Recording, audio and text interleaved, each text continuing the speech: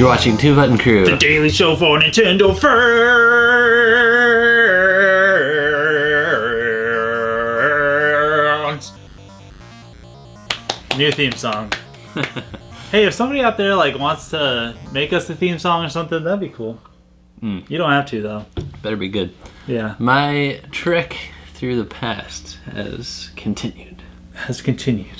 And where has your trek led you so far? You know, I beat Legend of Zelda. I've been playing Metroid, and I beat it. Metroid. Metroid. Metroid. For the NES.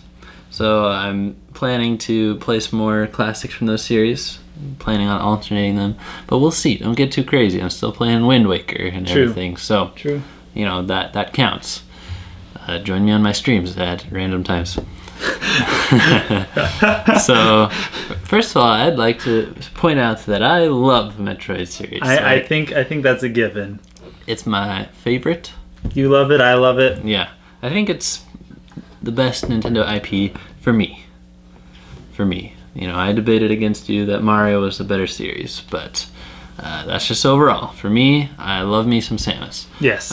But I think that's more of a recent thing. I think I started with Prime. I can't remember playing a Metroid game before that. Prime was my first game as well. That got us into it, so that's cool. So I just played Metroid for the NES recently, and I'll be reviewing it. Simeon, feel free to hop in there with any questions. Absolutely. So Scott, tell me, how was Metroid? This is an old game, very first one, NES. Yes. Tell me about it. Well, I think as human beings, we need to start with the pros. Yes. The good things. So let's look on the bright side. There are some cool bosses. Really not many. You got Ridley, Kraid, and Mother Brain. Just those three? Yeah. Serious? Yeah. Oh. The Ridley and Kraid are called the mini bosses, and they are what's keeping you from fighting Mother Brain. So yeah. Okay.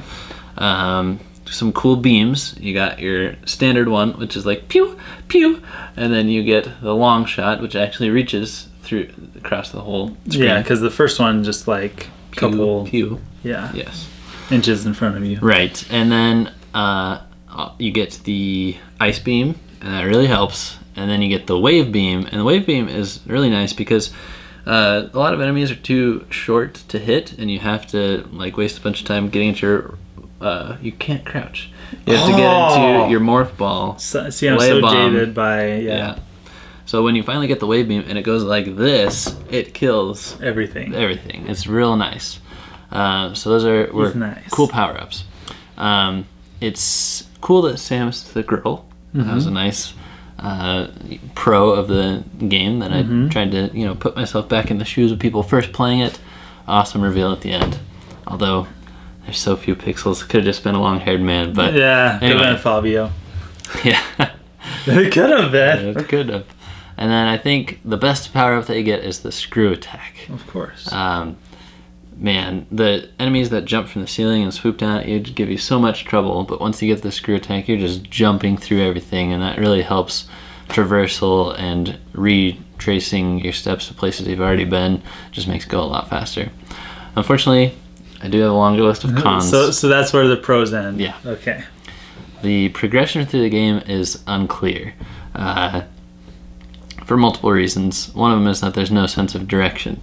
So a lot of the rooms look the same. There's no map, which I cannot stress that enough. There's no map in the game. So back in the day, no guides, nothing. You would have to make your own map. Yeah. Would you have the patience for that?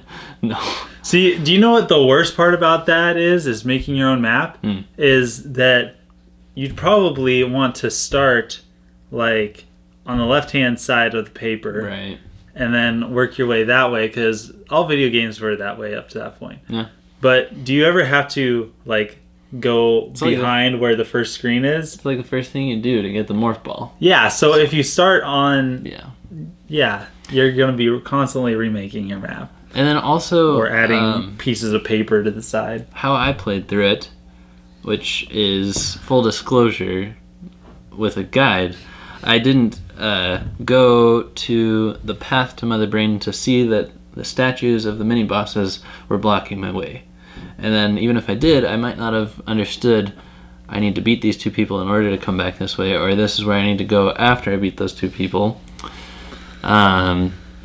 Cryptic. Yes. So a lot of the levels are either the same this way or they're the same this way. Maybe sometimes they're different colors.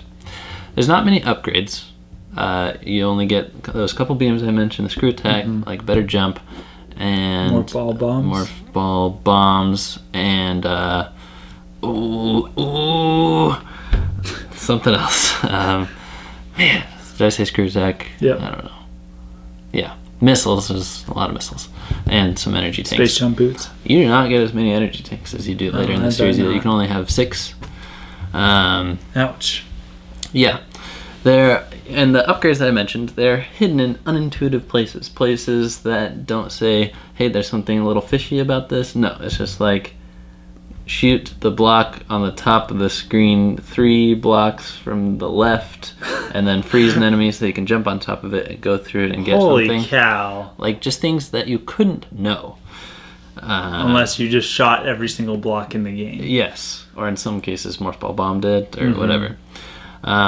One thing that was really weird is that, the beams you couldn't choose between, so you really need the ice beam for the last level. It's the weakness of Metroids and stuff. So if you go in there with the wave beam, which you get after the ice beam, you can't go back to the ice beam. You have to find a second hidden ice beam.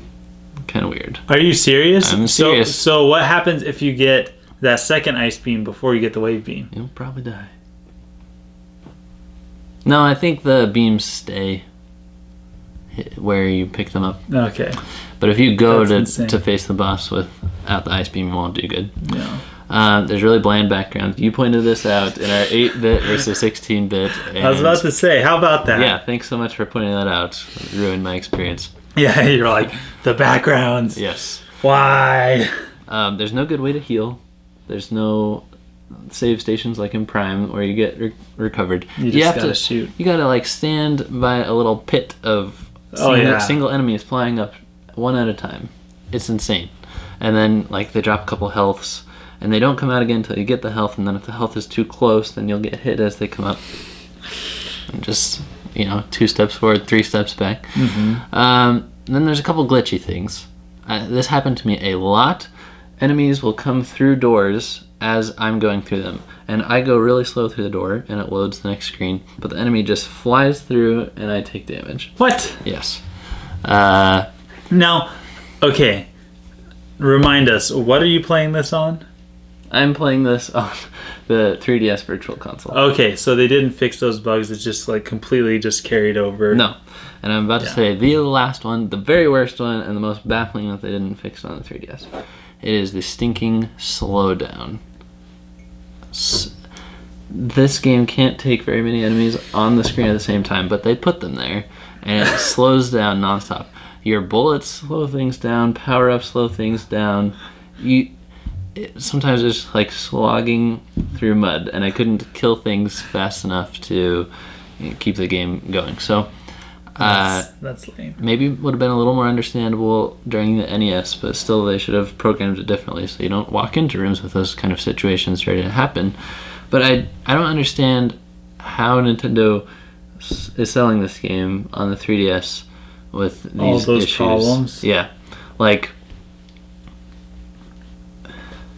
how to make it through QA. How did they not say, of course the 3DS can lend some extra power to this? Yeah. Like, don't dedicate just enough power to the emulation that the old console offered. Yeah. Obviously use your full RAM. And I know that there's some programming things I don't understand, but anyway, it is bad. And a lot of other companies make better remakes and ports than this. Yes.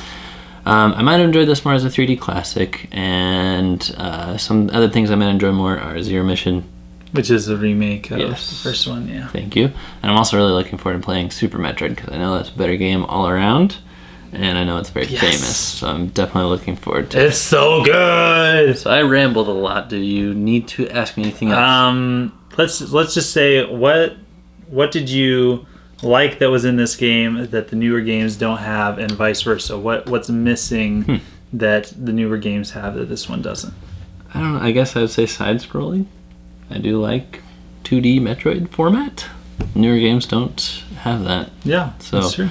I'd love more 2D Metroid. It was nice to go back to that. But overall, unfortunately, I'd have to give this game only a 5 out of 10 because of the slowdown, because of the really weird progression, no sense of direction, not many bosses, not many upgrades, all that. Now, and you said you used a guide for this game. Yeah. Back in the day, this was a revolutionary game. What, and for Legend of Zelda, you gave it a back in the day score and a today score. Yeah. What would you give this for a back in the day score?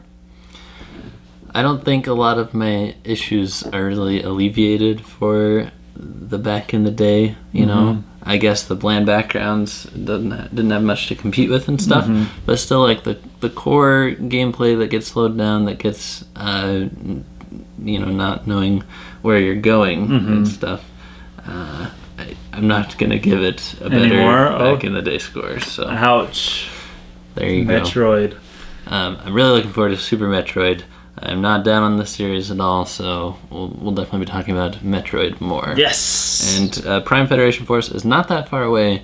It's a late spring game, so we're going to see it before E3, I'm thinking. So that's exciting. I'm excited. Metroid went up from the original, so yeah, I'm hopeful. Yeah, I'm hopeful. We'll raid some space pirate hideouts together. Better believe it. Thanks for watching. Thanks for being part of the crew. Don't forget to like, to comment, to subscribe, to share, and go over and click on our Kickstarter. Send us to PAX. Yeah. We'll send you some really cool videos straight from PAX, and we'll let you in on the down low. Yeah, and we're not going to crumble in the weeks following and be like, okay, we'll just release the videos to everybody. No. Private forever. Private forever. Get in there. See it once, never see it again. Okay, maybe Snapchat stories you'll see once, you'll never see it again. Yeah. See you next time. Signing out.